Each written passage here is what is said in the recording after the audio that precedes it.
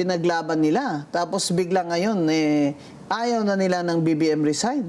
Opo. Napansin ko, Makabayan lang ang nagsasabing BBM resign o Sara resign. Ang Akbayan ay hindi nagsasabing BBM resign, which is an indication for me na meron na nga sila.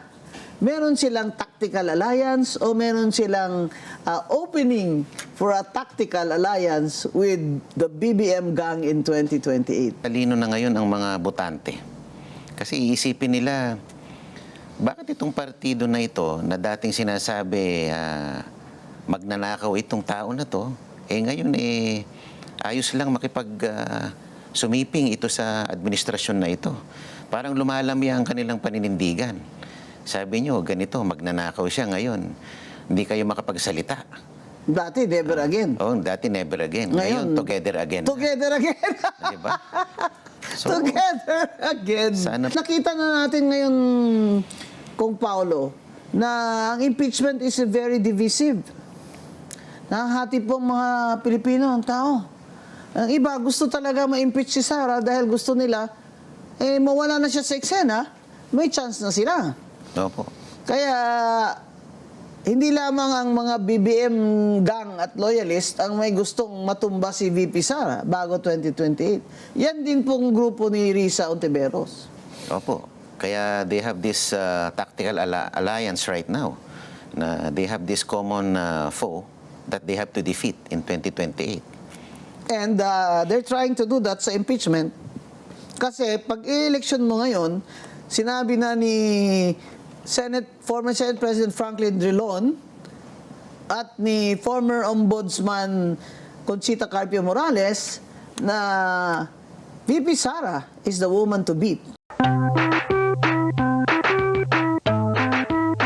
Ang kailangan lang naman for sufficiency in substance, mere recital of facts. Yes, and the grounds. Yes. Masyado pong tinaas nila yung standards nila to the point of weighing the evidence na Oo. Parang husgado na sila. Opo. Dapat po yun tinatalakay sa impeachment court sa Senado. Oo, kasi panghusgado yun, yung ebidensya. Opo. Dito, form and substance lamang. Ibig sabihin, kompleto ba ang impeachment complaint? May verification ba? May grounds na nasa Constitution? Opo. Pumasa naman sa sufficiency and form dahil verified naman daw po yung complaint. Sa committee? Sa committee. Substance, talagang matigas ang mga miyembro ng justice na hindi magfa-fly yung mga ganito na affidavit, sabi niya. Bakit sila ang nag-uusga? Wala pa namang butuhan as an impeachment court, the Senate. Opo. Wala pa naman. Nagmistulang legal proceeding yung Justice Committee. Siyempre, what do you expect with Congresswoman Luistro? Hindi ba? Opo. Talagang very loyal yan kay Martin Romualdez at kay BBM. Di ba? Pero, yung tingin ko dyan, Kong, na kunyari lang, they are complying with the due process requirement ng Supreme Court kasi napahiya na sila doon. Opo. But this time, kumbaga, baligtad yung pagiging, strict nila. Sa akin po parang it's just a mere accommodation para lang hindi masabi na talagang haharangin nila. Yun. So, expected naman yun mga kababayan. Pero, ang baseline talaga ng mga lahat ng mga pagsusuri natin sa ating mga congressmen at congresswomen dito sa impeachment ay kung tayo ba ay naniniwala sa kanila. Do we trust them to do the right thing and to do what is right by the Constitution and the Supreme Court rules? So, sa akin, di naman yun kung surprise, pero siyempre, dapat malaman ng kababayan natin, di ba, na talagang ang pagka-istrikto naman nila this time ay para mapaboran si BBM. Yun po ang tingin ko dyan. At saka, hindi po yun ang layo ng ating konstitusyon na Attorney Guanzon. Ang sabi lang ng konstitusyon, any citizen can file a complaint. Ibig sabihin, hindi kailangang masyadong legalistic tong complaint na to. As long as it complies with the basic requirements. Yes. Masyado lang tinaas ang threshold eh. Oo, OA naman ngayon. Opo, ibang klase. OA naman ngayon ha, Chairwoman Luis Tro ng Justice Committee. Pero palagay nyo, ano ang nangyayari naman sa impeachment 2.0 nila versus Vice President Sara Duterte? Opo, Attorney Guanzon, ako'y nakikiramdam din pag kami ay nagmemeryenda sa South Lounge. Nakikita ko yung ano nila yung kanilang mga Body language. opinion na parang iba, parang ayoko na. Ayokong mangyari yung nangyari noong 2025. Pahiya sila. Alam naman natin yung backlash nung mga pumirma yung iba hindi na nakabalik. Oo. Oo. So, Dahil sa galit ng tao. Kaya medyo nagdadalawang isip po sila kung sila ay susuporta pa sa impeachment versus VP Sara. so ito yung pagkakaiba kong Paolo, na 2 years na lang, mag-election na sila uli.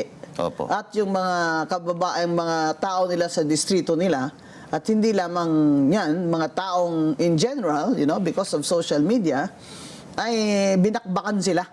Opo. Kaya parang kung sa Bisaya pa natagamba. Ano po yung tagambak? Tinamaan sila. Kaya parang nadala sila. Ganon. No? So, ako I believe that na being politicians, no? And many of them are really beholden din naman sa kanilang speaker. Pero ngayon, nag-iba ang storya kasi hindi na speaker si Martin Romualdez at Correct. wala nang, kung totoo, ang sinasabi ni Secretary Dizon na wala nang allocable sa mga congressmen. Ibig sabihin, wala na silang pagkakitaan ng kickback nila. Yung sabi nga po nila, may nagsabi sa akin, bumulong lang sa akin po isang chairman ng isang committee sa House. Okay, maingay, sabi niya. Walang perang gobyerno. Walang cash. Siguro wala rin silang iaalok sa mga kong para i-endorso tong... Oo, unlike before. Oo. May nagsabi sa akin na pinatawag sila. It turns out na FLR for later release din po lahat ng Oo. pinangako sa kanila. For later release, pinangako sa kanilang mga incentive Oo. para pumirma. Tapos inabutan sila ng flood control scandal. Ayun. Hindi rin sila na for later release. Wala nang no release. No release at all. No release. Kasi kung maniniwala po tayo kay Secretary Vince Dizon, wala na daw po allocable sa mga congressman ngayon, 0 pork barrel sila. Ang mga nakalaan sa distrito nila ay ilalagay na po at papagawa ng DPWH in coordination with the LGUs sa mga city at mga munisipyo at probinsya. Ngayon, magandang balita yan, Secretary Dizon, kung tutuhanin nyo. Kasi alam nyo naman na ang DPWH, kahit wala pa mga congressman, ay nakikikickback po mga officials dyan. Di ba? Kaya po kayo nahirapan dyan sa pag-imbestigan nyo sa DPWH dahil yan po sila ay nagpapasok na ng kanilang kakikbakan at mga kontraktor simula pa doon sa National Expenditure Program na sinasabit nila sa House of Reps. Hindi ba, Kong Paolo? Opo. Ngayon, medyo nag-iingat na sila dahil nakabantay po ang taong bayan. At dahil sa yung ginawa po ni Congressman Lebiste na isiniwalat niya po yung Cabral Files, nakita nila ang allocables ng bawat distrito ay umaabot ng 3 billion. Wow. 1 to 3 billion. Kahit maliit ka lang na distrito. Pero ang kay Sandro Marcos ay 5 billion or 8 billion. Siyempre, pag malapit ka sa kusina, ibang ano mo. Oo. Pag ikaw ay malapit sa kawa, di ba? Opo. Oo. Iba naman yun. At si Martin Romualdez ay 8 billion din. Opo. Ano na po nangyari dyan sa, may pet peeve ako dyan, si Edwin Garjola. Pumapasok pa po ba yan? Yung CWS party list na tongkraktor? Minsan nasisilayan ko po. Minsan nagpapakita rin po sa plenaryo. Pero siya po yung may ICI investigation at na-frozen yung kanyang assets, di po ba? Opo. So, hindi pa pala siya nakakasuhan. Kaya siya pumapasok pa. Yes po. At nung pumasok si Martin Romualdez ay talaga naman nag-swarm sila doon May mga Martin, sumalubong po sa kanya ron. Oo, siyempre. Yung iba naman po, nasa malayo, nag-iisip, lalapit ba ako o hindi? Oo, kasi siyempre may camera, di ba? Oo. At saka isipin ng mga ito kung presidential ang election sa sunod. At kung mamarkahan din sila, sakaling manalo si VP Sara, malaking problema nila. Palagi ko ganun ang mga galawan dyan Yung tentative na sila ngayon, di sila sure. Opo. Kung sila ba ipipirma o hindi. Nakikiramdam na po sila. Yes. Kasi ayaw nila magkamali sa desisyon. Kasi pag sila na-label na ganito, they will suffer the consequences come 2028. Of course. Kailangan mag-ingat sila. Of course. In a presidential election, masyadong fierce ang politika. At dati, sa 2025, ang machinery talaga ni BBM at ni Martin Romualdez ay ang mga congressman. At sa aking palagay, ginamit nila ang budget. That's why, itong mga ayuda, worried ako dyan, Kong, na yung mga ayuda na yan ay ganun din. Ibibigay din ni Secretary Gatchalian sa mga congressmen na kaibigan niya at sila ang mamimili na naman ng beneficiaries. Yan pong worry ko dyan ko, Secretary Gatchalian, sana po hindi magkatotoo at sana hindi rin totoo at hindi nyo i-tolerate yung mga narinig ko na may mga senador dyan na sinireserve yung kanilang mga ayuda para sa 2028 release. Pwede pala yun, Kong? Yung hindi nila mabigay ayuda this year, next year, pwede pa nilang ipamigay? Dapat hindi po pwede yun. Oo, di ba? Kasi ano yun, carry over? Savings yun Dapat it should be reverted to the treasury. The National Treasury. Lalo na po na deficit tayo every year. Hindi po ba? Tsaka I think, alam nila mga congressman na kahit na tumalab pa ang kanilang complaint kay VP Sara ay matatalo rin naman sila sa Senado. Palagay mo may nag-iisip din ng ganon. Opo. Kasi VP Sara needs only 8 votes to defeat an impeachment. And right now, she has maybe 9 votes, thereabouts, kahit absent po si Senator Bato. Kasi kahit absent si Senator Bato, ang balita ko, nakakapirma daw siya ng resolusyon Opo. Ibig sabihin, nandito siya. Nagda-drive-thru yun para pumirma po Oh, drive-thru. May drive-thru. Yes, may drive-thru pala ngayon na pirmahan, which is very smart. So, ito naman ng mungkahi ni Sandro Marcos na no work, no pay. Yung absent, walang sweldo. Palagay mo, tanggap ng mga congressman yun, Kong? Well, he has to define ano ba yung no work. Yung iba kasi magpapakita lang doon. Tapos after a few minutes, magyayayaan na, siesta, happy hour. Nakatingin na lang sa sa screen. Hindi naman po sila magbababad doon Nagpa-attendance lang. Bumoto ng konti, after ng botohan, magyayayaan na. So, in other words, papapel lang. Papapel lang. So, sinabi ko nga, Kong Paulo, Abal, do you want better, Sandro Marcos? Huwag na lang swelduhan ang mga congressman at senador. Total deficit naman tayo. Huwag muna. Huwag muna. Magtiis-tiis. Sa Venezuela, half na lang ang salary nila ngayon. Di ba? Kaya, palagay ko, magandang balita yan. Nope. Do you think that will be acceptable to the congressman? Ewan ko kasi mahirap i-sustain yung lifestyle ng iba Ayun. Nakatikim na kasi ko ng billion. Kung biglang puputulin mo, baka kung ganyan lang, huwag na tayong tumakbo. Abay, Sabi maganda. Sa akin, okay to Yes. Sa akin, okay to. Na ang congressman po, kung wala po silang sweldo o kaya per diem na lang sila, no? Per diem na lang sila, bawat attend na lang, no?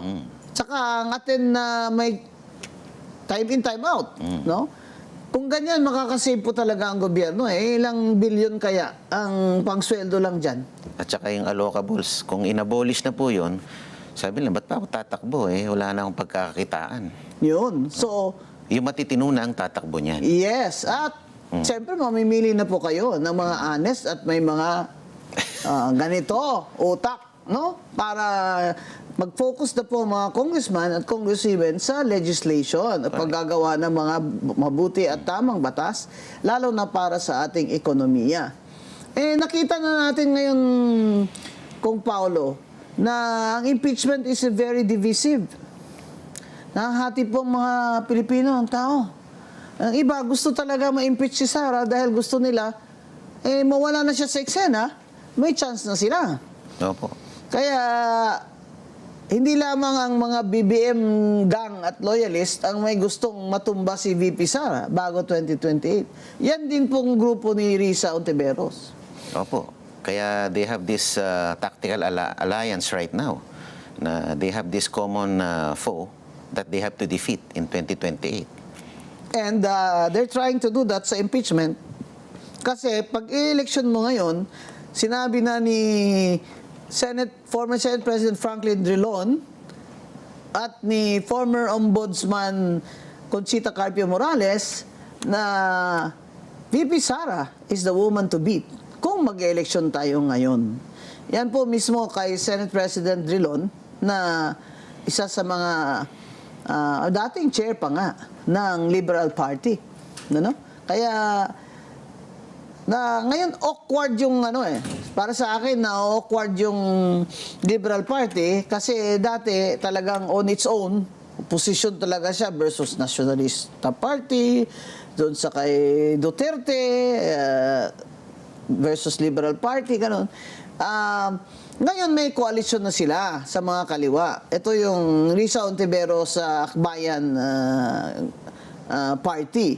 So do you think that coalition is going to be enough to defeat Vice President Sara? Sa akin po, matatalino na ngayon ang mga botante. Kasi iisipin nila, bakit itong partido na ito na dating sinasabi magnanakaw itong tao na to, ngayon ayos lang sumiping ito sa administrasyon na ito. Parang lumalami ang kanilang paninindigan. Sabi nyo, ganito, magnanakaw siya ngayon. Hindi kayo makapagsalita. Dati, never again. Dati never again. Ngayon together again. Together again. Diba? So, Together again. sana po mag-isip yung mga tao na ito bang mga ito dapat ba bigyan ng kredibilidad? Dahil kumbaga sumisiping ka sa dati mong kaaway para lang magapi itong malakas na kandidato. Matindi ang mga pinaglaban nila. Tapos bigla ngayon, ayaw na nila ng BBM resign. Opo. Napansin ko, Makabayan lang ang nagsasabing BBM resign o Sara resign. Ang Akbayan ay hindi nagsasabing BBM resign, which is an indication for me na meron na nga sila. Meron silang tactical alliance o meron silang opening for a tactical alliance with the BBM gang in 2028. Yan po ang dapat malaman ng mga Pilipino, ng mga kababayan natin dahil po asiwa po ako sa mga ganun na ideology ng kaliwa tapos sasama na naman sa Marcos gang para lang po sa kanilang desire for power na makapasok sila sa maybe presidential candidate or vice presidential candidate itong si Senator Risa Ontiveros, di ba? Kaya dapat ho alam talaga ng mga kababayan natin yan. Buti po kayo, Attorney Guanzon, consistent na naninindigan. Kayo stalwart ng Liberal Party pero pag ayaw nyo ayaw nyo talaga. Lalo na kaming generation namin, na dumaan kami sa martial law, nag-sacrifice kami, may mas mga mabibigat pa nga sakripisyo sa akin. May mga kilala kong ginahasang nga mga kaibigan ko, yung mga nawala na, disparasidos at mga pinatay, ang sinasabi ko sa generation na ito, yung generation nyo ngayon may kalayaan dahil yung generation ko ng mga tatay at lolo nyo ay nagsakripisyo para maibalik ang freedom nyo at kalayaan nyo. Kagaya ng tatay ko at nanay ko. Lumaban sa Hapon sa World War II para po sa kalayaan ng generation ko. Ganoon naman ginawa namin ng martial law para sa next generation namin. Tapos ngayon, ganoon na naman ang gagawin sa atin ng BB Marcos gang. Kaya kailangan po talaga kung na ipagpatuloy lang natin ito. Lagi po tayo magsuri sa ginagawa ng ating gobyerno under BBM kasi sa ngayon po ay hindi niya kayang iangat ang ekonomiya. Inflation rate is up. Opo. Mas mataas ngayon ang presyo ng bilihin. Unemployment is up. Opo. 2.4 million, 2.26 million Filipinos have no jobs. And our GDP is the lowest after 14 years. Oh my. Kahit nung pre-pandemic, mas mataas pa yung pre-pandemic natin, output. So, ibig sabihin, may problema po talaga tayo. Isa po sa dahilan dyan, yung massive corruption niya sa infrastructure kickbacks. Opo. Dahil po sa backlash noon, ay hinay-hinay na ngayon ng gobyerno sa pagkukonstruksyon. Opo, tsaka wala nang gusto mag-invest sa bansa natin. Natatakot. Yun. Foreign direct investment down by 40.5%. It's only now at $500 million compared to $6 billion during the term of Duterte. At sabi nga po nila, yung mga nakulimbat, sana kung ginagastos dito sa bansa natin, okay pa sana yung economy. Eh, pinambibili ng mga villa sa ibang bansa eh. Not jet plane. Oo. Kagabi, Kong Paulo, dun sa Spring Festival Chinese New Year, punta ako doon kasi alam niyo naman, may dugo akong incheck, both on my mother and father's side. Guan on my father's side, Kaohsing on my mother's side. Hindi lang halata kasi hindi ako masyadong maputi. Chinese mestiza pala kayo? So I have Chinese blood, but I also have indigenous Magahat blood. So ang nandun ako, sabi sa akin ng mga negosyante doon na Philchay, alam mo ma'am, ang masakit pa, yung mga negosyante na Filipino-Chinese o kaya Filipino-Canadian o ganyan, ay hindi na dito mag-i-invest. Dinadala na nila ang pera nila sa labas, doon na lang sila mag-i-invest. Kahit sa stock market, doon na sila bumibili sa labas ng stocks. Talaga pong useless na. Wala na pong pag-asa ang stock market natin. So isa pa yan, Kong, na dapat alam ng mga Pilipino na ang corrupt na gobyerno ay talagang magdudulot ng kahirapan Opo. sa ating mga kapwa Pilipino. It will surely affect investor confidence. Which means wala tayong bagong mga paktorya, wala tayong bagong mga negosyante, at wala tayong bagong mga trabaho. Opo. Kaya po, ang unemployment ngayon ay around 2.26 million Filipinos. Can you imagine? 2.26 Filipino families have no jobs, have no assurance na may pagkain po sila sa mesa nila ng 3 meals a day. At ang solusyon ng gobyerno, AX na lang. Tupad. Mag-antay na lang ng ayuda. Instead of generating jobs and employment, yan ang band-aid solution ng gobyerno. Ilang bilyon po yung Kong? 56 billion. Kung pinasok worth of na lang AX. nila sa sa development and business generation. Yes. Opo, dapat capacity building, mga ganyan. Kaso political po ang kanilang ang target nila dyan. Opo. Is that the people, because they're given free, sa sunod na eleksyon, ay sasabihin lang, ay, galing-galing ng mga tao ni BBM. Doon ako boboto. Yes. So, yun mga kaibigan, ang problema sa administrasyon na ito is ganito lala ang problema ng Pilipinas. At more than 50% ng mga Pilipino ang nakakaranas na ng gutom sa 2.26 million na walang trabaho at sa taas ng mga bilihin. Ang solusyon lang ng BBM administration ay sinasabi ni Kong Paulo Marcoleta, band-aid. Pansamantala lamang itong mga ayuda. Kaya magbantay po tayo, lagi po tayong mag-report ng mga korupsyon sa inyong mga lokal. Pwede naman po kayong gumamit ng inyong mga video kung kayo ay magre-record ng mga substandard o mga sira-sirang project dyan sa inyong mga bayan. Maraming salamat, Kong Paulo Marcoleta. Salamat din po, Attorney Gonzon, sa pag-imbita. Pleasure to have you around. Pleasure Until is next mine. time, Attorney Rowena Gonzon po, ang inyong lingkod. Marami pong salamat, Atty. Rowena Gonzon, ang kanyang panauhin, Congressman Paulo Duterte, Paulo Marcoleta. Yan, ng Sagip Party List.